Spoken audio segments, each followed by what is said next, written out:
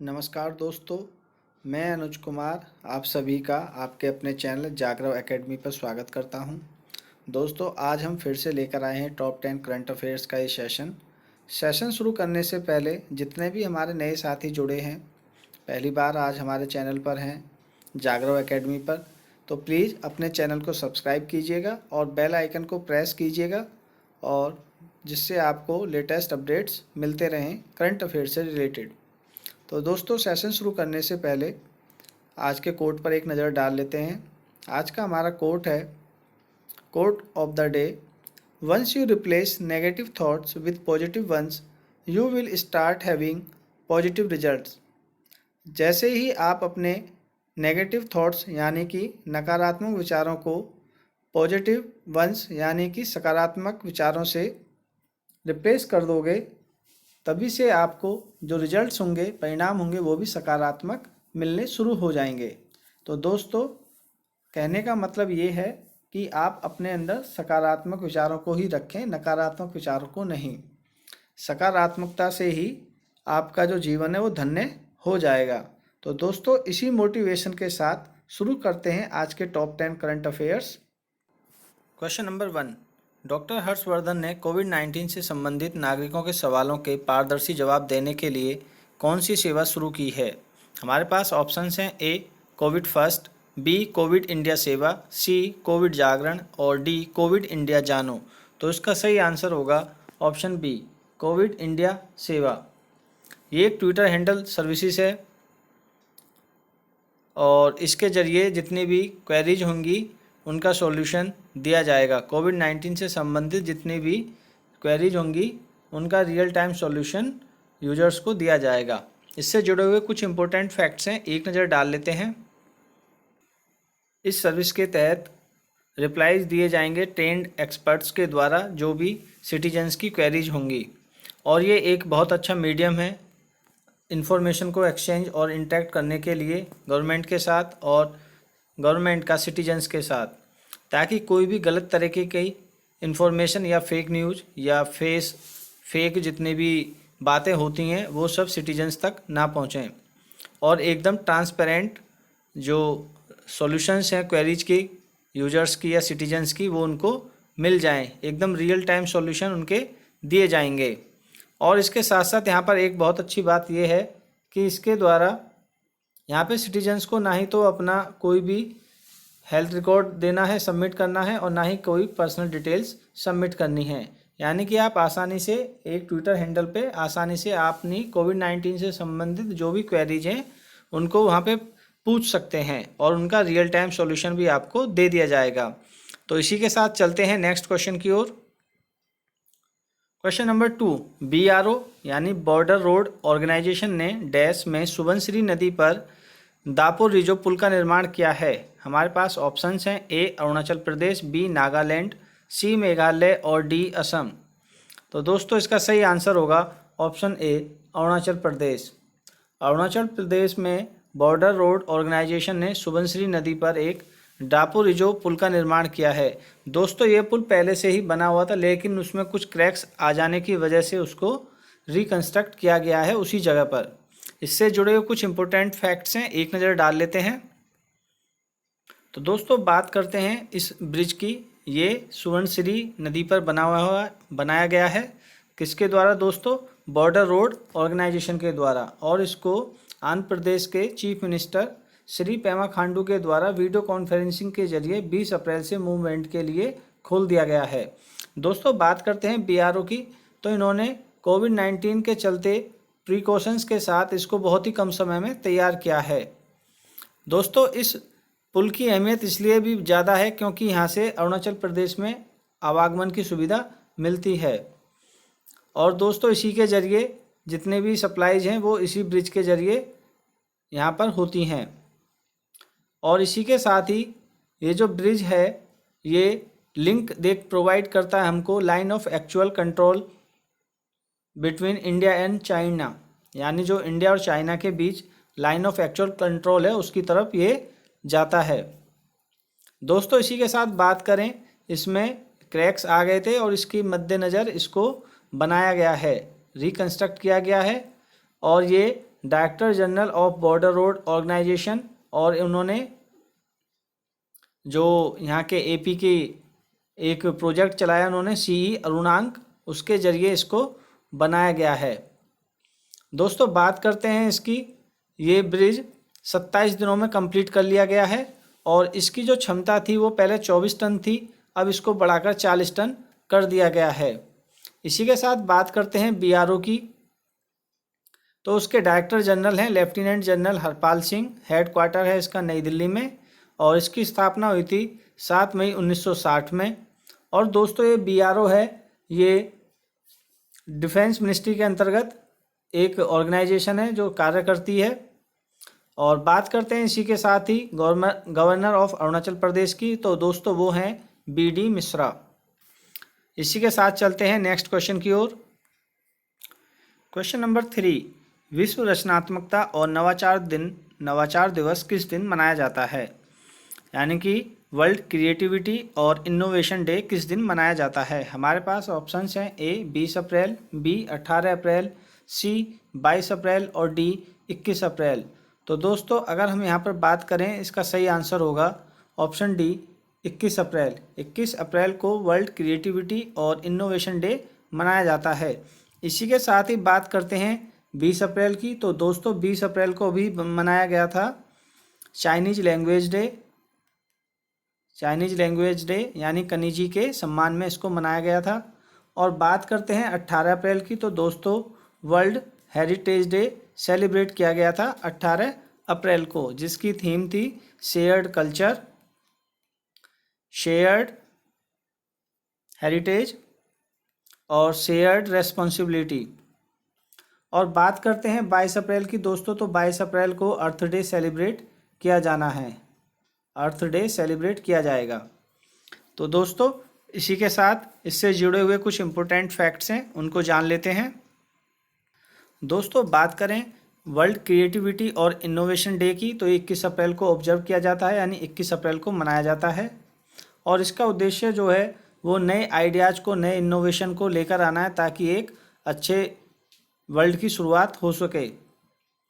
और दोस्तों इसकी बात करते हैं किसके द्वारा शुरुआत इसकी की गई थी, तो दोस्तों एक कनाडियन मार्सी सैगल हैं, जिनके द्वारा 1977 में इसकी शुरुआत की गई। वो international centre for studies in creativity, वहाँ पर एक स्टूडेंट थी और उन्हीं के द्वारा ही इसको शुरू किया गया। बात करते हैं first world creativity and innovation day की, तो इसकी शुरुआत हुई 25 मई 2001 से। और अगर बात करें मर्सी सैगल की, तो इन्होंने इसकी शुरुआत की थी 2002 में। इन्होंने पहली बार ऑर्गेनाइज किया था अपने कलीग्स के साथ मिलकर, और लोगों को जागरूक किया कि आप कुछ नया कीजिए, कुछ नयापन लेकर आइए। और इसी के साथ ही दोस्तों एक सप्ताह भर का सेलिब्रेशन रखा गया 2006 में, वो रखा गया लियोनार्डो डा विंसी के जन्मदिन पर, यानी 15 अप्रैल को। और उनको दोनों का ही बहुत अच्छा डेमोन्स्ट्रेट किया था उन्होंने, क्रिएटिविटी किस में, आर्ट्स और साइंस में। यानी कि लियोनार्डो दा विंसी बहुत ज़्यादा फेमस थे, बहुत ही ज़्यादा उनको समझ थी आर्ट और साइंस की। लेकिन अंत में यूनाइटेड नेशंस ने 21 अप्रैल को वर्ल्ड क्रिएटिविटी और इनोवेशन डे के लिए सहमति दे दी, और इसको डेट इन्होंने फिक्स कर दी 21 अप्रैल, ताकि जितने भी नए नए इनोवेशन हो या क्रिएटिविटी हो हर क्षेत्र में, वो मानव के द्वारा उनको किया जा सके, जागरूकता लाई जा सके।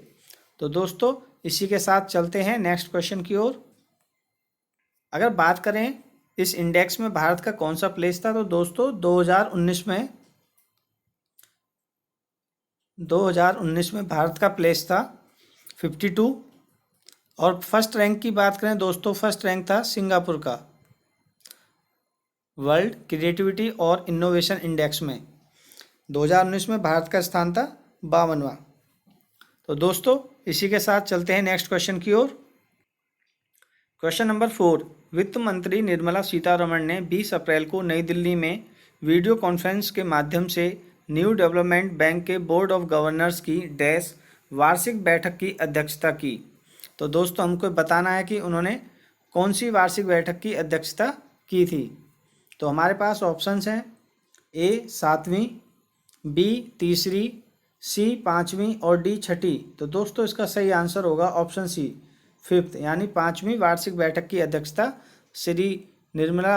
श्रीमती निर्मला सीतारमण जी के द्वारा की गई। तो दोस्तों बात करते हैं न्यू डेवलपमेंट बैंक की। तो इसका मुख्यालय है शंघाई, चाइना में, और इससे जुड़े हुए कुछ इंपॉर्टेंट फैक्ट्स हैं, एक नज़र डाल लेते हैं। दोस्तों इस बैठक में बहुत सारे बातों पर चर्चा की गई, जिनमें से कुछ खास बातें हम आपके लिए लेकर आए हैं। जैसे इसमें $5 बिलियन की जो ब्रिक्स कंट्रीज हैं उनके लिए इमरजेंसी असिस्टेंस प्रोवाइड किया जाए, जिसमें $1 बिलियन इंडिया को दिए जाएं कोविड-19 महामारी से लड़ने के लिए। इसी के साथ ही इन्होंने इस बात की सिफारिश भी की है कि इसको बढ़ाकर $10 बिलियन कर दिया जाए और एक इमरजेंसी फंड क्रिएट किया जाए, यानी बनाया जाए कोविड-19 महामारी से लड़ने के लिए और सपोर्ट्स देने के लिए जो भी इसके सदस्य देश हैं। बात करते हैं न्यू डेवलपमेंट बैंक की। तो दोस्तों इसकी स्थापना हुई थी 2014 में, और इसके तहत आते हैं कंट्रीज जैसे ब्राज़ील, रशिया, इंडिया, चाइना और साउथ अफ्रीका, यानी जितने भी ब्रिक्स देश थे वो इसके अंतर्गत इसके मेंबर हैं, इसके अंतर्गत आते हैं। और इन्होंने मिलकर एनडीबी यानी न्यू डेवलपमेंट बैंक की स्थापना की 2014 में। और बात करते हैं कि भारत में इसके कितने प्रोजेक्ट्स हैं, तो 14 प्रोजेक्ट्स हैं इंडिया में, और उनकी अगर वैल्यू देखी जाए तो $4,183 मिलियन के वो प्रोजेक्ट हैं जो अप्रूव किए गए हैं एनडीबी के द्वारा। दोस्तों अगर बात करें हम एनडीबी के प्रेसिडेंट की, तो वो हैं दोस्तों केवी कामत। हेडक्वार्टर्स है इसका शंघाई, चाइना में, और 15 जुलाई 2014 में इसकी स्थापना हुई थी। और दोस्तों इसी के साथ अगर हम ब्रिक्स की बात करें तो ब्रिक्स की 11वीं बैठक ब्राज़ील में हुई थी, यानी ब्राज़ील की राजधानी ब्राज़ीलिया में। तो दोस्तों इसी के साथ चलते हैं नेक्स्ट क्वेश्चन की ओर। क्वेश्चन नंबर 5, कोविड-19 महामारी में कचरा संग्रहण के लिए वाहन ट्रैकिंग अनुप्रयोगों का उपयोग करने वाला कौन सा शहर है?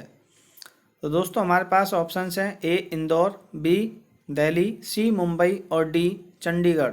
तो दोस्तों इसका सही आंसर होगा ऑप्शन डी, चंडीगढ़ शहर ने अपना ये कचरा संग्रहण करने के लिए वाहन ट्रैकिंग एप्लीकेशंस यानी व्हीकल ट्रैकिंग एप्लीकेशंस और जीपीएस इनेबल्ड जो स्मार्ट वॉचेस हैं उनका उपयोग किया है, और जितना भी पेंडेमिक यानी कोविड-19 पेंडेमिक से संबंधित जितना भी कचरा है उसको कलेक्ट करने के लिए। तो दोस्तों इससे जुड़े हुए कुछ इंपॉर्टेंट फैक्ट्स हैं, एक नज़र डाल लेते हैं। बात करते हैं चंडीगढ़ सिटी ने जो ये इनिशिएटिव शुरू किया है, vehicle tracking application and GPS enabled smart watches for waste collection drivers, यानी कि उसने जितना भी वहाँ पर वेस्ट हो रहा है कोविड-19 से संबंधित उनको कलेक्शन ड्राइवर्स के थ्रू कलेक्ट करना है, और इसके लिए उन्होंने 15 व्हीकल अलॉट कर दिए हैं, और जितने भी उसमें हेल्पर्स हैं जो लगाए जा रहे हैं इस कार्य में उनको पीपीई किट्स प्रोवाइड की गई हैं ताकि उनका पूरी तरीके से ध्यान रखा जा सके और उनको कोविड-19 से संरक्षण दिया जा सके। और इन्होंने क्वारंटाइन जो हाउस होल्ड हैं जो रखे गए थे उनको 4 जोन में बांट दिया है और प्रत्येक के लिए एक सुपरवाइज़र नियुक्त किया है। और जितने भी यहाँ पर व्हीकल्स हैं जो इस कार्य में लगाए गए हैं उनको सभी को GPS enabled smart watch the गई है ताकि उनका भी ट्रैक किया जा सके। किस योजना के तहत? ई ह्यूमन रिसोर्स ट्रैकिंग प्रोजेक्ट के तहत जितने भी व्हीकल्स हैं उन सबको ट्रैक किया जा सके। बात करते हैं municipal corporation in collaboration with Chandigarh transport. तो दोस्तों म्यूनिसिपल कॉरपोरेशन जो है चंडीगढ़ का, उसने चंडीगढ़ ट्रांसपोर्ट के साथ मिलकर और भी बहुत सारी सर्विसेज प्रोवाइड की हैं, जैसे जिनमें door step distribution of personal hygiene kits, जिसके तहत mask, sanitisers, sanitary napkins, baby diaper, soap, disinfectants जैसे डिटॉल, सेवलॉन, और जो इसेंशियल सर्विसेज हैं जैसे आटा, दाल, चीनी, ऑयल वगैरह, इन सब की आपूर्ति भी वो करा रहे हैं। तो दोस्तों इसके बाद चलते हैं नेक्स्ट क्वेश्चन की ओर। क्वेश्चन नंबर 6, किस देश के पूर्व प्रधानमंत्री लाइसेनिया कर्से का निधन हो गया है? दोस्तों यहाँ पर ये के हमारे पास ऑप्शंस हैं ए फिजी, बी वेनाटाऊ, सी टोंगा और डी तुवालू। तो दोस्तों इसका सही आंसर होगा ऑप्शन ए फिजी। फिजी के पूर्व प्रधानमंत्री लाइसेनिया कर्से का भी निधन हो गया है। दोस्तों इन्होंने जो सत्ता पाई थी वो भी इन्होंने तख्ता पलट करके पाई थी और ये छठे प्रधानमंत्री थे फिजी के। इससे जुड़े हुए कुछ इंपॉर्टेंट फैक्ट्स हैं, एक नज़र डाल लेते हैं। तो दोस्तों बात करें छठे प्राइम मिनिस्टर फिजी के जो थे करासे, उनका भी निधन हो गया है। और दोस्तों उन्होंने सत्ता पाई थी तख्ता पलट करके। उन्होंने जॉर्ज इसको 2000 में तख्ता पलट किया। और दोस्तों इसी के साथ ही उन्हें जाना जाता है आर्थिक उदारीकरण के लिए और उनके जो कॉन्स्टिट्यूशनल कंट्रोवर्सीज हुई थी उनके लिए उनको जाना जाता है। लेकिन कुछ समय पश्चात फ्रैंक बैनिमारामा ने उनको 2006 में तख्ता पलट किया और सत्ता को हथिया लिया। और वो आज भी मतलब अभी तक भी फ्रैंक बैनिमारामा प्राइम मिनिस्टर बने हुए हैं किसके? फिजी के। इसके साथ ही कराची की बात करें 2012 में इन पर कुछ आरोप लगे, ऑफिस चार्जेस थे, इसके लिए 2012 में जेल गए और इन्होंने उन चार्जेस के लिए जो इन पर चार्ज लगे थे उसके लिए मना कर दिया कि मैंने ये नहीं किया है। और दोस्तों अभी इनका फ़िलहाल में 79 वर्ष की आयु में इनका निधन हो गया है। बात करते हैं फिजी की कैपिटल है सुवा और करेंसी की बात करें दोस्तों वो है फिजियन डॉलर। तो दोस्तों इसी के साथ चलते हैं नेक्स्ट क्वेश्चन की ओर। क्वेश्चन नंबर 7, भारत के राष्ट्रपति के सचिव के रूप में किसे नियुक्त किया गया है? ऑप्शन है हमारे पास ए BNR पिल्लई, बी कपिल देव त्रिपाठी, सी अजय भाडू और डी रणधीर कुमार जायसवाल। तो दोस्तों इसका सही आंसर होगा ऑप्शन बी कपिल देव त्रिपाठी। अभी हाल ही में कपिल देव त्रिपाठी को भारत के राष्ट्रपति के रूप में अपॉइंट किया गया है। इससे जुड़े हुए कुछ इंपॉर्टेंट फैक्ट्स हैं, एक नज़र डाल लेते हैं। दोस्तों बात करते हैं कपिल देव त्रिपाठी की। ये 1980 बैच के IAS रिटायर्ड ऑफिसर हैं और दोस्तों ये असम मेघालय कैडर से बने थे, IAS चुने गए थे।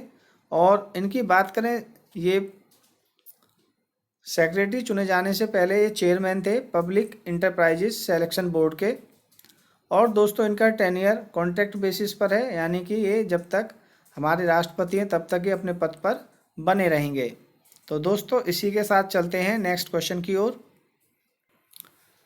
क्वेश्चन नंबर 8, वैश्विक प्रेस स्वतंत्रता सूचकांक में भारत डैश वे स्थान पर है?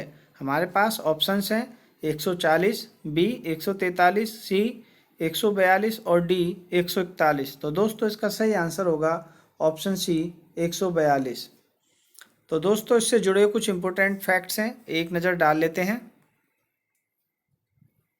तो दोस्तों बात करें ग्लोबल प्रेस फ्रीडम इंडेक्स की, तो उसमें 142वां स्थान यानी 100 भारत को मिला है।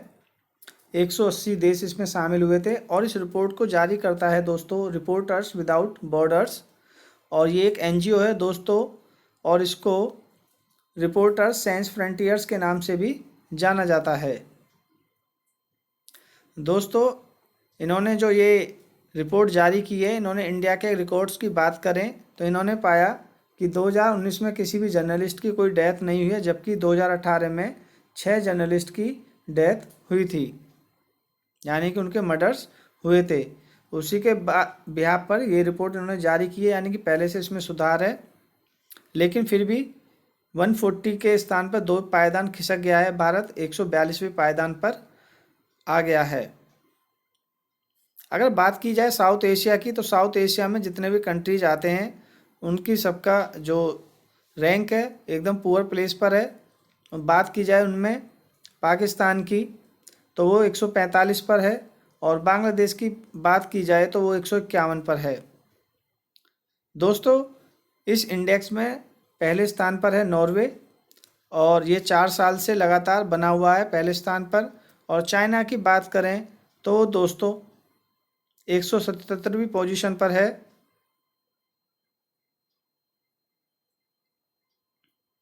और नॉर्थ कोरिया इसमें 180वें स्थान पर है।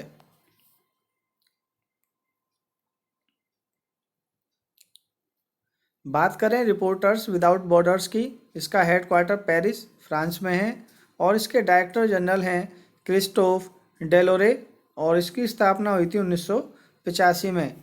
यहाँ पे टॉप 5 कंट्रीज़ दिए हुए हैं जो इस इंडेक्स में बने हुए हैं। पहले स्थान पर नॉर्वे, दूसरे स्थान पर फिनलैंड है, तीसरे पे डेनमार्क और चौथे पे स्वीडन और पाँचवें पर नीदरलैंड। तो दोस्तों इसी के साथ चलते हैं नेक्स्ट क्वेश्चन की ओर। क्वेश्चन नंबर 9, किस राज्य सरकार ने शहरी क्षेत्रों में फलों और सब्जियों को पहुंचाने के लिए एक ऐप होम लाइन लॉन्च की है? तो दोस्तों हमारे पास ऑप्शंस हैं, ए झारखंड, बी केरल, सी आंध्र प्रदेश और डी कर्नाटक।